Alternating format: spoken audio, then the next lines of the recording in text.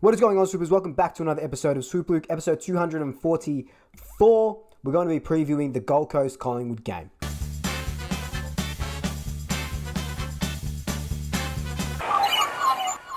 Just before we do jump straight into it, be sure to follow me on all my social media accounts. They'll be popping up down below. Always on Instagram, always on Twitter, constantly. Like I probably should go see someone because it's that constant that I'm on them all the time. But I need to give you the good news. I need to give you the good content. And you can always come to me for the best Collingwood content on Twitter and on Instagram. But anyway, let's just jump straight into this preview. So this is a bit of a precarious game for both clubs. Collingwood, obviously, 4 losses in a row. The most recent one coming, on Anzac Day against Essendon. We kept up with them, and then that last quarter, they just really overpowered us. So that's 4 losses in a row. Our most recent win coming against Carlton in round 2. So we'll be looking to rectify that, but we just have to show a little bit more. And on the other hand, Gold Coast Suns have won 2, but their most recent win came against the undefeated Sydney Swans last week. They won by 40 points, and that was crazy. But before that, they had lost 3 in a row. They got smashed by the Bulldogs. They lost to Carlton, and then lost to a resurgent Adelaide Crows.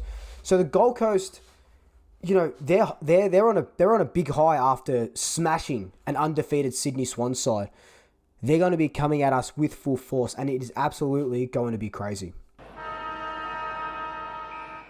So you're going to have to cast your minds back to round 17 last year when we versed Gold Coast previously. We had won that game, and that game secured our finals berth that season.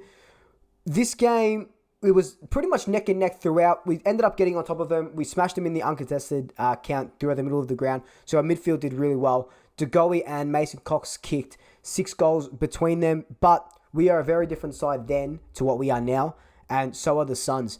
The Suns, they're gonna definitely come out to play more so than they did last year when they didn't have really anything to play for. So some key areas that we'll be looking at today is that, as opposed to when I made my preview against Essendon, I said Essendon were a good handballing team and a bad kick and mark sort of team. But the Gold Coast Suns are the opposite of that. They're a bad handballing team, so they're ranked 16th in handballs per game, but they're ranked first in kicks and they're ranked first in marks per game. What that tells me is that they like to gain territory. They like to take control of the ball. They like to play around with it a little bit and then attack when they want to. Just look at some of these stats from last week against Sydney. They beat Sydney in marks by 34. They doubled the marks inside 50, so that's king and stuff like that.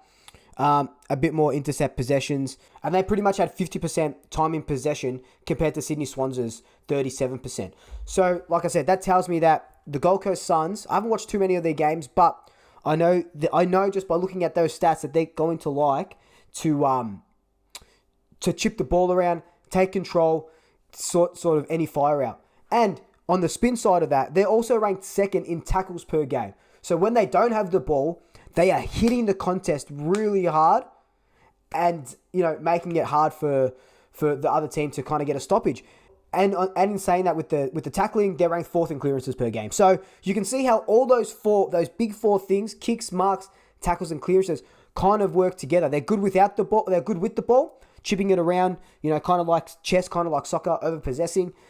And they're good without the ball, tackling and getting the clearance. So it's going to be a really tough game because Gold Coast, it can go either way. They can be really poor or they can be really good. And then on the flip side of that, when you look at the Pies, you're kind of looking at, their handballs, marking and kicking. Something that I said last week with Essendon was that Essendon were going to overpossess by hand. They're gonna run quickly, so we need to kind of take that heat out of it, mark and kick the ball a little bit more. But Essendon changed their game plan on a whim, and they turned into a kick and mark team, and we just couldn't get around them. With Collingwood, we're ranked really low in kicks, marks, and handballs per game. So to combat the kicking and marking of Gold Coast, what we have to do is play their game. We have to overpossess the ball, kicking, handballing, kind of chipping it around. But where that is our detriment is that we had so many turnovers and so many unforced errors last week that we can't afford to do that all the time, because we're probably only hit 7 out of 10 targets, 6 out of 10 targets, and that's not what you want to have in an AFL team. So what we have to do is, yes, we've got to chip, but we've got to use the possession through the corridor, because that's going to be your quickest avenue to goal. And if we can get that mid to forward connection, which we've been calling out for years and years and years, that's what's going to go far with us. We've got Darcy Moore in the forward line, so that's obviously going to be a key matchup or a key area. Just getting the ball into him, because if we know he can take a mark, he can kick a good goal. Same with Darcy Cameron as well. So we've got guys that can mark the ball. It's just that delivery. So another key area is our delivery inside our 50. Just the last key area that I kind of want to look at is, I said that Gold Coast was second in tackles per game. We are 12th in tackles per game. Essendon trounced us in tackles last week. Like, if you look at the stats for last week, I know I talked about him in my previous video, but if you look at some of these stats, they're really damning. Essendon had plus 33 kicks. They had plus 11 inside 50s. We went at about 65% disposal efficiency. So you want to get that about the 75% mark to hit, your clearances. And Essendon were plus 39 in uncontested possession. So you can see what Essendon were doing, and we had less than 40% time in possession. So it's going to be a bit of a weird game, because, like I said, Gold Coast can turn it on and they can turn it off really quickly. We've just got to pick the right game plan. And I think that possessing the ball and then hitting hard through the corridor is going to help us. We've got a lot of good runners. I'll talk about the ins and outs a little bit later. Got a lot of good runners. We just have to hit those forward 50 targets. So our ins and outs for the team, I'm obviously recording this on Friday night after the ins and outs come out. So coming into the team, Caleb Poulter as a debutant, amazing, left-footed. We've got him playing on the wing, and that's exactly where he plays best. He's quick. That left foot, he just bombs it in long. I love the way this kid goes about it. He starred last week in the VFL.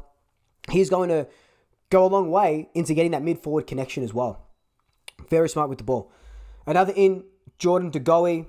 Mark Keane comes in and Chris Main comes in. So Mark Keane comes in, and then going out is Will Kelly, Jack Madgen, Trey Rusco, Jay Rantel, and Tyler Brown as the unused sub. So Will Kelly comes out and Mark Keane comes in and takes his spot. I don't really like that, to be honest. I love Mark Keane, and I think Mark Keane and Kelly should be playing together, but because Darcy Moore is up forward, Will Kelly doesn't get that chance up forward, and I guess, I don't know, it's not bad coaching, it's just bad. I just don't like it. And the same with Jay Rantel. They played him 96% in the forward line, and he's a midfielder. I get that he's not going to play 100% in the midfield. I'm not fucking dumb, right? As a first gamer, I know he's not going to play in the midfield 100% of the time. But let him do his job in the midfield. He smashed in the VFL the other week. Let him do his job in the midfield. And Jack Madgen comes out, Trey Rusco comes out, and Tyler Brown comes out. That's fine. That's fine with me. Jay Rantel will be the medical sub, because Madgen, Rantel, and Tyler Brown, who are our emergencies, did play in the VFL game today. Big calls and predictions. I think we are going to win, but I think it's going to be hard. I think we're only going to win by 8 points. And for my big call, I think Caleb Poulter is going to kick one from 50 meters.